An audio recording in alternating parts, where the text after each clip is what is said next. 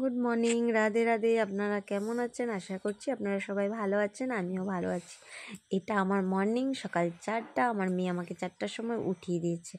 এই তো দেখতে পাচ্ছেন আমি কোথায় যাচ্ছি। আপনারা হয়তো ভাবছেন বউটা সব দিন কোথায় যায়। আমি যাচ্ছি হসপিটাল মাকে নিয়ে। মার শরীরটা গত রাত্রে অনেক খারাপ করেছে, তাই ভাবলাম মাকে নিয়ে একটু ডক্টরের কাছে চলে যাই।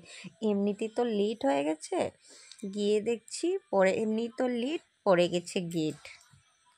তো এখানে বসলাম 10 মিনিট, বসার পর পেয়ে গেছি হসপিটাল। এটা ছিল বাইরের ভিউ হসপিটালের। আমিও ফার্স্ট টাইম এসেছি, দেখে নিন বাইরের ভিউটা।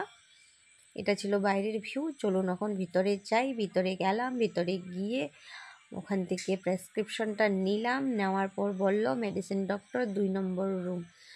তো আমি বিশ্বাস করুন এত বড়, আমি 2 নম্বর রুম খুঁজে পাচ্ছি না। এই যে পেয়ে গেছি, প্রেসক্রিপশনটা জমা দিলাম। দিয়ে ভাবলাম মা আর দিদিভাইয়ের সাথে গিয়ে বসি। আমার দিদিভাইও গেছে না আমার সাথে, তো ভাবলাম ওর সাথে গিয়ে বসি।